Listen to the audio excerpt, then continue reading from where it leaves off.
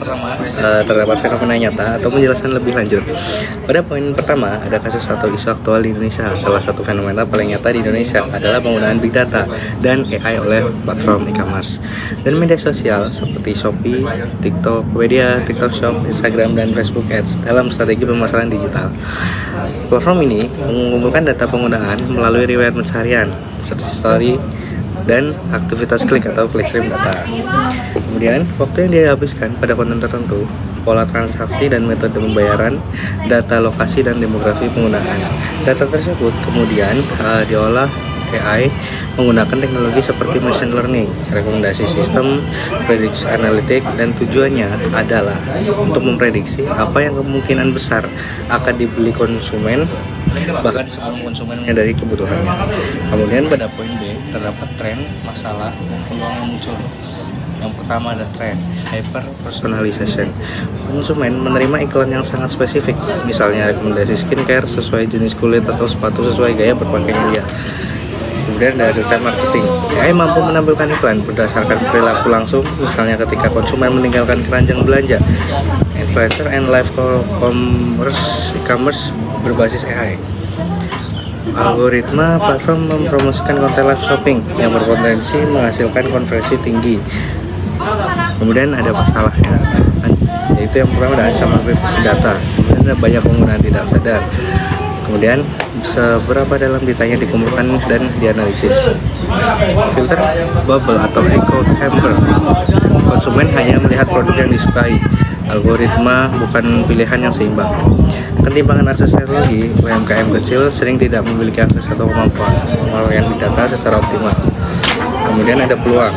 Yang pertama, peluang efisiensi marketing, biaya promosi lebih rendah karena iklan lebih tepat sasaran, perluasan pasar UMKM, kemudian produk lokal bisa viral dan menjangkau pasar nasional atau internasional. Kemudian yang terakhir ada customer experience yang lebih baik, konsumen merasa dipahami karena rekomendasi sesuai kebutuhan. Yang kedua, kaitan dengan konsep Society 5.0. Yang pertama atau yang A, teori Society 5.0 atau pendalaman konsep. Society 5.0 adalah konsep yang diperkenalkan Jepang yang menekankan integrasi dunia digital, dunia fisik secara menyeluruh. Pemanfaatan teknologi cerdas, AI, big data, lot atau black card, fokus pada human well-being. Kesejahteraan manusia bukan sekedar efisiensi ekonomi. Prinsip utama Society 5.0, Human-Centered Society, Technological Intelligence, Sociability, Problem Solving Society. Kemudian yang B, Repalesi Fenomena Big Data dan AI. Marketing dengan Society 5.0, fenomena di Indonesia sangat selaras dengan Society 5.0 karena integritas dunia digital atau sampai fisik, proses aktivitas browsing diperoleh oleh AI, menghasilkan rekomendasi produk dikirim ke rumah konsumen. AI sebagai asisten kehidupan manusia, AI membantu konsumen menghemat waktu pencarian produk, membandingkan harga, menemukan barang sesuai kebutuhan pribadi. Human-centered technology (HCT). Ketika digunakan secara ideal, AI dalam marketing tidak hanya meningkatkan penjualan yang nyaman, keamanan dan kepuasan konsumen, problem solving orientation. Big data dipakai untuk menyelesaikan masalah nyata.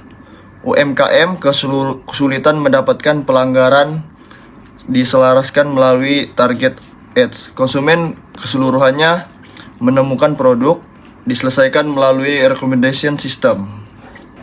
Yang ketiga ada dampak pada dunia bisnis. Jadi pengaruhnya terhadap model bisnis dan strategi bisnis, SDM dan konsumen adalah yang pertama, dalam model bisnis itu pemanfaatan big data dan AI itu telah mengubah cara perusahaan itu menciptakan value dan menangkap value-nya. Sebelumnya itu model bisnis itu bertumbuh pada produksi massal dan produksi umum, yang sekarang itu bergeser menjadi data driven business model, di mana data itu menjadi aset utamanya, seperti monetasi data melalui iklan tersegmentasi dan program afiliasi. Ada juga model freemium dan subscription berbasis analisis perilaku pengguna. Perusahaan itu tidak lagi menjual produk, tetapi juga menjual pengalaman yang bisa dipersonalisasi. Yang kedua itu dampak pada strategi bisnis. Jadi Big Data dan AI ini telah mengubah strategi pemasaran dari reaktif menjadi proaktif dan sekarang menjadi prediktif. Jadi perusahaan itu kini mampu memprediksi tren pasar bahkan sebelum tren tersebut itu terjadi. Contoh dampaknya itu bisa aja campaign itu dapat diubah otomatis oleh AI jika performa iklannya itu menurun. Yang ketiga, itu ada dampak pada sumber daya manusia.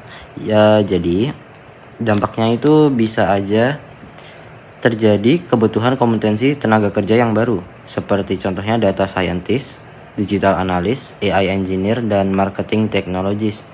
Ada juga perubahan budaya kerja yang sebelumnya itu berbasis kepada intuisi, sekarang itu berbasis terhadap data. Yang keempat itu ada dampak terhadap perilaku dan ekspektasi konsumen. Konsumen itu bisa berubah menjadi lebih impulsif karena rekomendasi itu lebih instan, yang dimana itu menuntut lebih cepat dan supaya lebih mudah. Jadi itu mereka itu lebih sensitif terhadap isu privasi data. Jadi ekspektasi baru konsumen itu bisa berupa layanan instan berupa chatbot otomatis gitu, atau same day delivery, pengantaran dalam hari yang sama. Jadi peluang dan resiko bagi dunia bisnis itu ada banyak. Yang pertama mungkin peluangnya dulu itu bisa mengurangi biaya iklan sisa-sisa, atau mungkin bisa otomatisasi proses marketing. Bisa juga menggunakan AI untuk memprediksi churn para pelanggan yang hampir berhenti. Jadi program loyalitas itu lebih tepat sasaran. Bisa juga ekspansi pasarnya lebih cepat. Dan untuk resikonya bisa aja resiko keamanan data, kebocoran data pelanggan yang dapat merusak reputasi bisnis kita. Bisa juga dapat potensi sanksi hukum, dan bisa yang paling penting itu ketergantungan kita yang berlebihan kepada AI, karena ini itu bisa membuat hilangnya kreativitas manusia.